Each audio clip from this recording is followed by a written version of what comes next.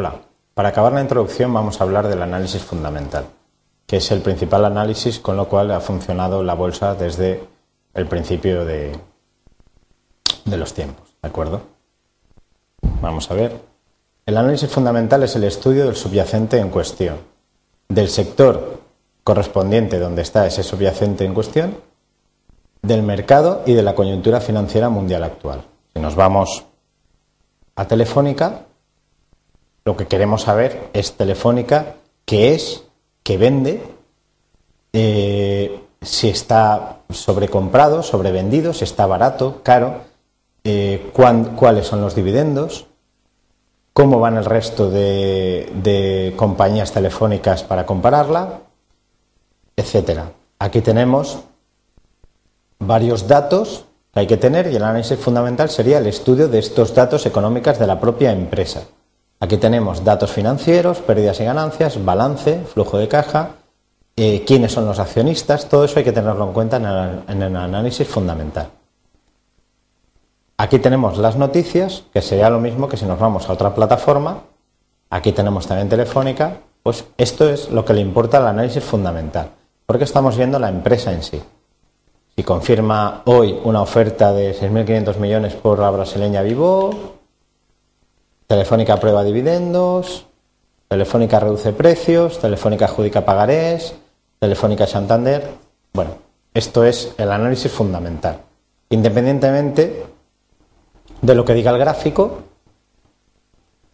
tener una opinión sobre si vale la pena comprar o vender, ¿vale? Vamos a ver. En otras palabras, es la mirada delante del bosque por encima de los árboles. Hay que mirar muy a largo plazo, hay que estar al tanto de todo, pero mirar muy a largo plazo para encontrar la posible viabilidad. Las grandes tendencias se originan por los datos macroeconómicos y sus previsiones. El análisis fundamental es básicamente el análisis de las grandes tendencias, de a dónde vamos, a dónde va ese valor, a dónde va la economía. Es lo que queremos saber. Cuanto más cercano sea el análisis, menos valor tiene el análisis fundamental. Solo algunas personas disponen de todos los datos necesarios y la capacidad de analizarlos adecuadamente. La mayoría de nosotros no sabríamos ni dónde buscar. Para encontrar todos estos datos que les he comentado, tanto aquí, en esta plataforma, como en la otra plataforma que tenemos aquí, ¿vale? Aquí solo hay unos datos que afectan al valor. ¿Los tenemos todos? Seguramente no. ¿Alguien los conocía antes que nosotros? Sí. ¿Son todos reales? Bueno, podemos dar lo que sí, pero si tenemos que comprar hoy, solo podemos ver, a ver, este es el gráfico de Telefónica, vamos a ponerlo aquí. Si tenemos que comprar hoy, ¿qué haremos? ¿Compraremos al alza o a la baja? Estudiar todo lo que hemos visto, todas las noticias para decidir, es una opción. Ese es el análisis fundamental. Yo creo que nos vale mejor tenerlo para encontrar tendencias a largo plazo. Porque ahora aquí, desde el 2008 al 2010, bueno, pues vemos que va a la baja. Vemos que va a la baja en el gráfico y seguramente también por las indicaciones. Al final, las indicaciones fundamentales nos tienen que hacer en nuestra cabeza este gráfico, porque no pueden decir otra cosa, ni pueden haber dicho en su momento que esto no era otra cosa que una subida ni que esto es una bajada, ¿vale? Nosotros lo vemos representado gráficamente cuando el fundamentalista entiende los balances. Entiende, no quiere decir que nosotros no lo entendamos, sino que no los contemplamos a la hora de meternos o salir en el mercado. Lo mejor para esto es que usted piense en su profesión o negocio. Con todo lo que usted sabe, uno será médico, otro será profesor, otro será carpintero, o tendrá una fábrica de construcción de ascensores o de muebles. Con todo lo que usted sabe, ¿cuántas cosas más debería saber para poder predecir dónde estará usted y su negocio dentro de 10 o 20 años? Eso es lo que quiere hacer el análisis fundamental. Si usted pudiera poner todos los datos en un gráfico, a lo mejor podría poner un indicador y se lo marcaría. Pero si no tiene gráfico, usted tiene que saber todo, cuantos más datos mejor, y hacerse una composición del lugar para ver el futuro. Pues esto es lo mismo que hace el análisis fundamental. El problema en sí son los mismos datos. Los datos que hemos visto que tenemos además que examinar. Bueno, ¿quién nos da los datos? Los datos los dan los analistas de empresas gestoras o las propias empresas. Con lo cual, normalmente no tienen por qué ser totalmente realistas, ¿vale?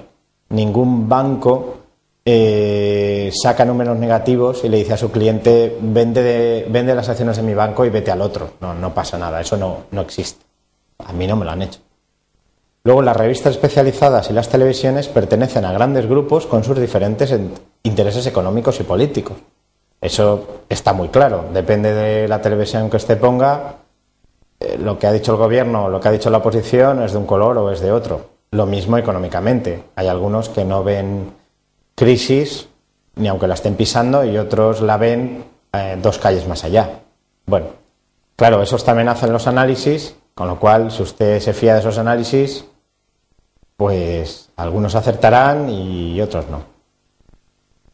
Bien, los balances a nuestra disposición, además, que es lo que nos podríamos fijar si tenemos acceso a ellos, que las empresas que cotizan en bolsa tienen la obligación de ponerlo a disposición de sus accionistas.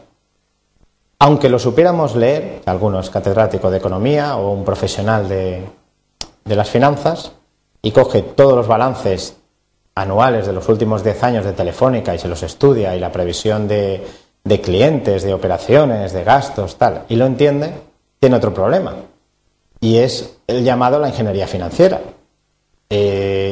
No solo hay que entenderlos, sino que sería un poco pretencioso pensar que somos mejores que aquellos a los que han contratado para hacer ese informe. O sea, saber leer por debajo de lo que han querido ocultarnos es complicado.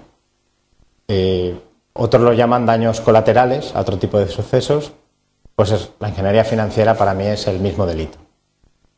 Y hay grandes dosis de imaginación, como las previsiones, que es lo que más nos van a resaltar. Ahora, en época de crisis, los brotes verdes son las previsiones a 6-12 meses. Obviamente les interesa mucho que lo tengamos en mente y eso desvirtúa un poquito lo que hayamos leído o estudiado antes. Básicamente están manipulados. Usted sabrá lo que ellos quieran cuando ellos quieran.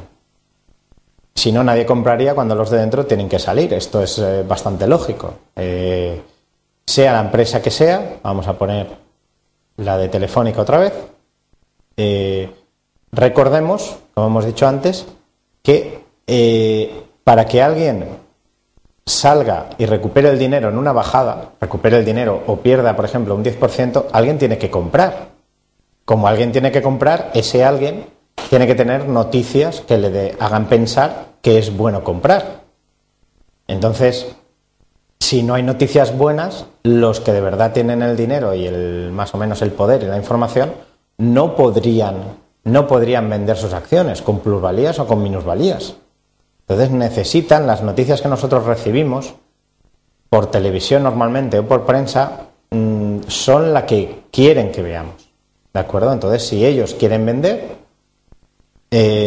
a nosotros se nos dice que compremos para que ellos tengan la contrapartida. Y si quieren comprar, ustedes verán noticias muy malas de que la bolsa va a caer, de que es un desplome total, de que sálvese quien pueda. Entonces ustedes venderán las acciones y alguien las comprará, porque si no, no las podrían vender. Esas personas que las compran cuando las noticias son totalmente malas son las que luego no las venden cuando las noticias son excesivamente buenas. Total, siempre vamos detrás. Luego explicaremos más y tomaremos medidas contra eso, que es bastante complicado. Bien, como ejercicio, aunque luego lo explicaré más adelante, tienen que buscar el caso Enron, simplemente en Internet, en Google, donde quieran, leerlo en varios sitios para que vean lo que pasó y cómo se pueden manipular los datos, que es lo que pasó, ¿vale? Más recientemente, nuestra burbuja financiera es un caso parecido. Hasta que de verdad no empezó a bajar, todo el mundo seguía pensando que aquello iba a subir y las noticias eran que iban a subir, ¿vale? A lo mejor pueden sacar histórico de noticias y verán como antes del pinchazo todavía los pisos estaban baratos y podían seguir subiendo aunque alguien comprara por 100 millones de pesetas 40 metros en el centro de Madrid. Bien, a la larga todo sale a la luz, como el ejemplo del perro que les puse. La bolsa y la economía no van de la mano, pero siempre se encuentran, y en algunos momentos del camino y al final siempre. Entonces hay que tener claro algunas nociones si vamos a estudiar o interesarnos por el análisis fundamental. Que no digo en ningún momento que sea malo, simplemente lo que yo veo malo es que esté un poquito manipulado, ¿de acuerdo? Lo primero es que la bolsa española, en este caso, pero también todas las demás, son satélites de las americanas. No esperen ver una bolsa subiendo mucho, europea, y la americana desplomándose. Eso puede que la divisa sí, pero no la bolsa de las acciones. La economía, porque ellos empezaron antes o por el sistema capitalista o por muchas más cosas, siempre van a ir delante de las demás economías. Algo a tener en cuenta también es que cuando los tipos de interés suben, las bolsas tienden a bajar. Y al contrario, cuando los tipos de intereses bajan, las bolsas suben. Luego hay un ratio que se llama el PER, que podemos encontrar en las revistas, que se obtiene de dividir el precio actual por el beneficio neto. Teóricamente nos dirá cuántos años necesitaríamos en la coyuntura actual para recuperar la inversión. El problema que tiene el PER, que se encuentra en casi todas las revistas, es que uno de los datos no es manipulable, que es la cotización actual, pero el otro se calcula al ser los beneficios que las empresas esperan tener en un futuro. Con lo cual, ahí entra la ingeniería financiera y la imaginación, como hemos dicho antes, ¿vale? Son beneficios pro forma, en el mejor de los casos, que pueden ser posibles y probables, pero de ahí a que sean realidad, eso se verá, ¿de acuerdo?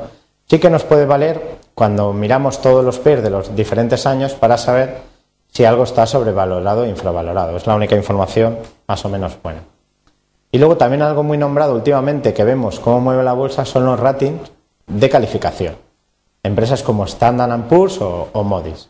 Aquí les he puesto la tabla por si están interesados y cuando vean un valor o un país, bueno, es la deuda. Es la capacidad de deuda, de devolución de deuda que tiene un país, con lo cual un país se pone a temblar si le bajan la calificación, porque cuando va a pedir dinero al Fondo Monetario Internacional o a otros países, se le ponen más caro. Simplemente es por eso. ¿De acuerdo? Y aleja obviamente a los inversores de otras compañías. Pues lo pueden ver. Bueno, en la segunda parte veremos más cosas.